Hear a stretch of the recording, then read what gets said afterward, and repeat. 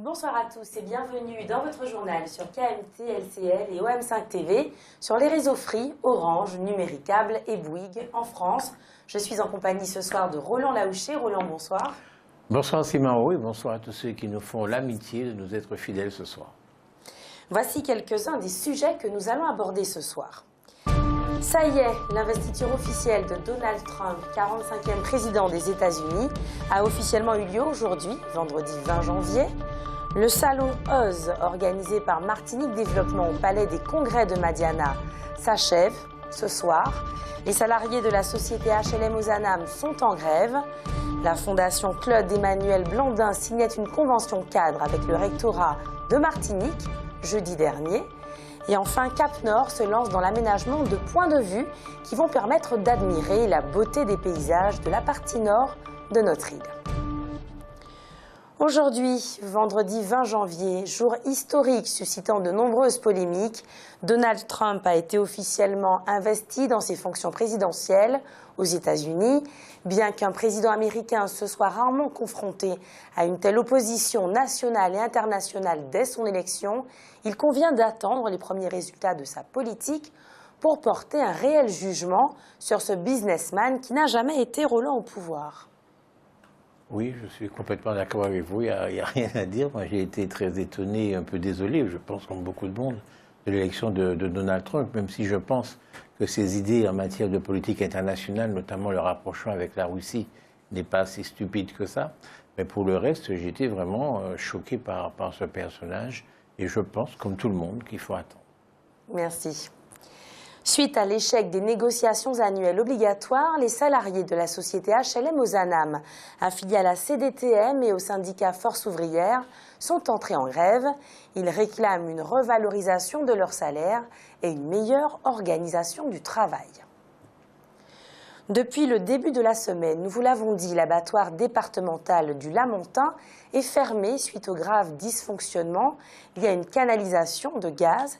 Il y en aurait pour plusieurs mois de travaux et les conséquences économiques sur la filière de la viande locale risquent d'être considérables. Vous souhaitiez réagir, Roland ? Oui, je suis un peu surpris qu'un tel équipement ne soit pas régulièrement visité, régulièrement entretenu. C'est la moindre des choses, parce que c'est un truc quand même très important que l'abattoir. Et donc, que ça pète comme ça, qu'il faille attendre plusieurs mois, qu'on ne sache pas comment on va abattre la viande, parce que s'il y a un abattoir, c'est pour abattre de la viande locale. Bon, si on ne peut pas abattre de la viande locale dans l'abattoir, on va l'abattre ailleurs. Et justement, il y a un abattoir pour ne pas l'abattre ailleurs pour des problèmes de santé. Et donc, si ce n'est pas un truc anodin, ça, on dit, bon, ça va revenir dans 3 mois, dans 4 mois, dans 6 mois, comme si ça n'a pas d'importance. Mais c'est un problème de santé publique. Bon, et moi, je ne trouve pas normal qu'on n'ait pas fait l'entretien de cet équipement-là, de telle façon que ça n'arrive pas. Et ça me rappelle que pour l'eau, c'est un peu la même chose. On a l'impression que nos canalisations d'eau ne sont pas suffisamment surveillées, ne sont pas suffisamment entretenues. Et donc, tout ça me paraît un petit peu particulier. Je vous remercie. Le salon Oz, organisé par Martinique Développement au Palais des Congrès de Madiana, s'est achevé aujourd'hui. Moment privilégié destiné à tous ceux qui veulent créer et diriger leur propre entreprise. Il a rencontré un franc succès. Retour sur une initiative portée par la CTM. Martinique Développement, agence de développement économique, se définit comme un outil opérationnel de la CTM au service des entreprises et de l'attractivité du territoire. Elle contribue depuis plus de 30 ans à l'animation du territoire et à l'amélioration de l'environnement économique, selon un objectif clairement défini, la compétitivité des entreprises martiniquaises. Elle a notamment pour mission d'être le partenaire de l'ensemble des acteurs économiques, d'accompagner la création et le développement d'entreprises et d'emplois, et de structurer des filières et des secteurs d'activité. C'est donc dans le cadre de ces attributions que Martinique Développement, présidée par Marinette Torpille, conseillère exécutive en charge du développement, de l'aide à l'entreprise et de l'emploi, a proposé le salon Oz. Il s'est déroulé hier et aujourd'hui au Palais des Congrès de Madiana. Nous avons déjà eu l'occasion de vous en parler.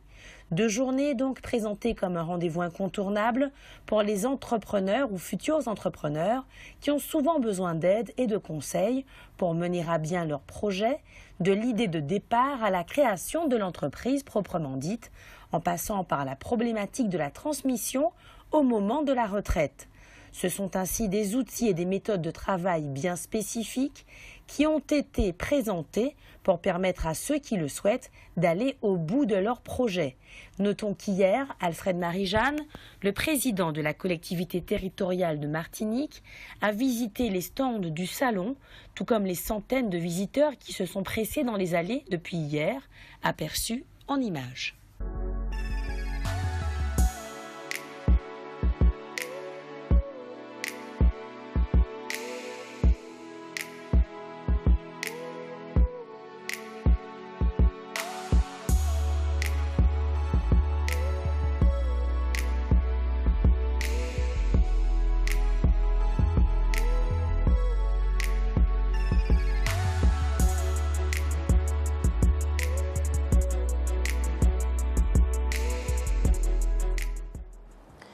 Je vous rappelle que Jean-Michel Delannoy, le président de la FELCOP, la Fédération nationale des coopératives de fruits et légumes et de fleurs, est actuellement présent sur notre île.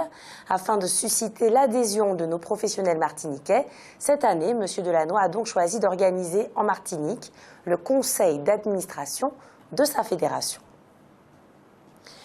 Après que les pluies abondantes des dernières semaines se soient ajoutées au passage de la tempête Matthew, on assiste désormais à une pénurie de fruits locaux sur les étals des grandes surfaces. Une part importante de la récolte a en effet été endommagée. Souvenez-vous, au mois de novembre dernier, la Fondation Claude-Emmanuel Blandin signait une convention cadre avec le rectorat de Martinique. Jeudi dernier, c'est le Carbet des sciences, cette fois, qui signait une convention avec la Fondation. Une cérémonie qui s'est déroulée à l'internat de la Réussite, situé à l'avenue Condorcet à Fort-de-France, et qui a également été l'occasion de remettre les robots et kits Robotic First aux entraîneurs des 3 équipes martiniquaises sélectionnées dans le cadre du concours Robotic First. Organisé par le Carbet des sciences précisément, il met en compétition des élèves qui doivent donc anticiper, formaliser, programmer le parcours de petits robots, sachant qu'ils se voient imposer des obstacles plus ou moins complexes. Notons que la Fondation Claude-Emmanuel Blandin a contribué financièrement à ce projet à hauteur de 4 500 €, une somme qui a permis l'achat des robots et des tapis de jeu pour les 3 équipes de collégiens qui participent au concours. La compétition aura lieu au mois de mars prochain. L'équipe qui remportera l'épreuve pourra concourir en Guadeloupe au début du mois d'avril. Patrick Blandin, le président de la fondation qui porte son nom, a rappelé que cette structure basée en Guadeloupe a été créée en 2007. Elle fête donc ses 10 ans cette année. Elle a pour mission d'accompagner les jeunes qui s'intéressent à la science et à la technologie. Selon M. Blandin, le monde dans lequel nous vivons intègre de plus en plus ces 2 univers et il est important que nos jeunes en aient une bonne maîtrise. Les étudiants ont jusqu'au 20 mars prochain pour candidater sur le site admissionpostbac.fr pour intégrer leur formation dans l'enseignement supérieur. Bien entendu, ils devront entre-temps passer le fameux baccalauréat en question avant de recevoir une réponse définitive à leur demande d'affectation en ligne, Roland. Oui. Vous vouliez dire quelque chose? Non. Dans le cadre de l'aménagement du territoire dont il a la responsabilité, c'est-à-dire 18 communes du nord de la Martinique, Cap-Nord a décidé d'aménager un certain nombre de sites points de vue. Dont un à proximité du phare aux Prêcheurs. Cap-Nord explique, citons-le, l'intérêt du site se révèle à l'occasion du Tour d'Aïol, mais également lorsque chaque année les baleines à bosse arrivent le long de la côte pour profiter des eaux chaudes. Le site devient alors un lieu d'observation idéal. Son aménagement devrait se faire en lien avec un autre espace digne d'intérêt à Lens-Belleville, sur lequel existe un reliquat d'équipement mis en place il y a plusieurs années. Fin de citation. Le coût de l'ensemble des travaux est estimé à 150 000 €. Près de 7000 croisiéristes américains ont été accueillis ce vendredi matin à Fort-de-France par les élèves du lycée Petit Manoir. Notre jeunesse a distribué aux touristes des chocolats locaux et des plants de notre île. L'occasion pour eux de se familiariser à la pratique de l'anglais. Rappelons qu'ils effectuent des opérations de ce type depuis l'an dernier.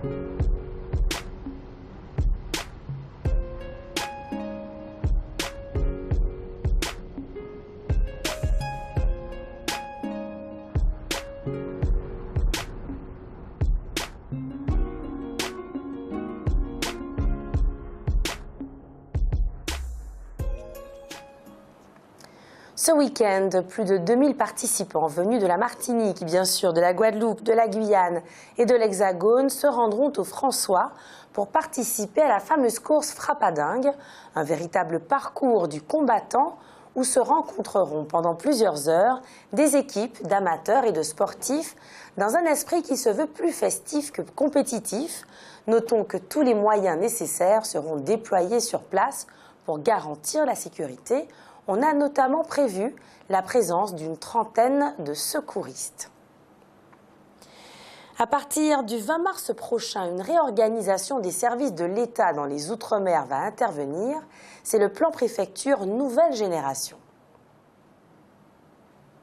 À compter du 20 mars, en effet, c'est la Martinique qui instruira les demandes de carte d'identité et de passeport pour la Martinique, la Guadeloupe et les îles du Nord, Saint-Barthélemy et Saint-Martin. Au mois de novembre, c'est la Guadeloupe qui traitera les permis de construire et les certificats d'immatriculation pour l'ensemble des territoires de la zone. Pas de modification pour la Guyane. Elle instruira les demandes de carte nationale d'identité et de passeport de son territoire uniquement. Mais concrètement, qu'est-ce que cela change pour les usagers, vous et nous? Eh bien, pour un permis de construire ou un certificat d'immatriculation, il ne sera plus nécessaire de se rendre à la préfecture. Les usagers passeront par Internet ou feront appel à des services alternatifs, comme par exemple les professionnels de l'automobile. En revanche, pour la carte d'identité ou le passeport, les démarches se feront toujours en mairie, car il faut pouvoir identifier le demandeur et prendre ses empreintes digitales. Les demandes seront donc numérisées en mairie et transmises automatiquement au centre compétent pour les instruire. Mais pour faciliter les démarches, il sera possible de se rendre dans n'importe quelle commune, plus besoin de se rendre dans celle de sa résidence. Par ailleurs, les administrés n'auront plus à fournir de documents d'état civil, il leur suffira de la photo et d'un certificat de domicile. Hier, jeudi 19 janvier, la cour d'assises a condamné 3 hommes d'origine sainte-lucienne à des peines comprises entre 10 et 15 ans de prison pour avoir ouvert le feu sur des gendarmes lors d'une course-poursuite. Les faits s'étaient déroulés en 2014 à Sainte-Marie. Cette semaine, les parents d'une jeune lycéenne de 18 ans qui étudie au lycée agricole du Robert ont porté plainte après que leur enfant, victime de harcèlement scolaire, ait fait une grave crise d'angoisse. Depuis plusieurs mois, l'ensemble de sa classe a décidé de l'ignorer et certains élèves lui adressent quotidiennement des menaces et des insultes. Les parents, qui avaient déjà signalé depuis longtemps ces faits dramatiques, ont dénoncé une absence de réaction concrète de l'administration. On le sait, c'est le sénateur guadeloupéen Félix Desplans qui avait proposé au Sénat de ne pas voter l'article 20A de la loi sur l'égalité réelle outre-mer. C'est cet article qui stipule 2 dates de commémoration de l'esclavage, les 10 et 23 mai. 10 mai comme journée nationale des mémoires de la traite, de l'esclavage et de leur abolition, et 23 mai comme journée nationale en hommage aux victimes de l'esclavage colonial. Nous y reviendrons. Ce sont les sénateurs Serge Larcher et Guillaume Arnel qui ont proposé au Sénat, au contraire, de voter ce texte. Ils ont été entendus. Serge Romana a arrêté sa grève de la faim au bout de 6 jours et a tenu une conférence de presse sur le lieu même de cette grève de la faim. Un commentaire, Roland ? Oui, très honnêtement, je ne comprends pas pourquoi il nous faut 2 dates. Franchement, je crois que c'est le seul événement, enfin la seule chose. Nous, les Martiniquais, enfin les ultramarins, si on peut dire, on a toujours des revendications un petit peu particulières.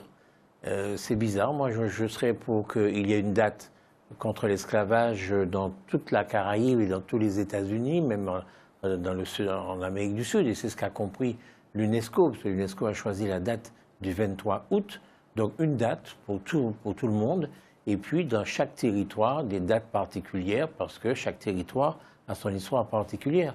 Mais je ne comprends vraiment pas cette revendication de 2 dates, le 10 mai, le 23 mai, et puis après, je ne comprends pas.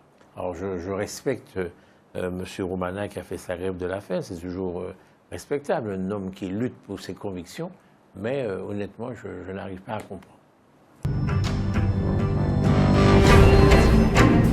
Restez connectés aux Outre-mer avec outremernews.fr.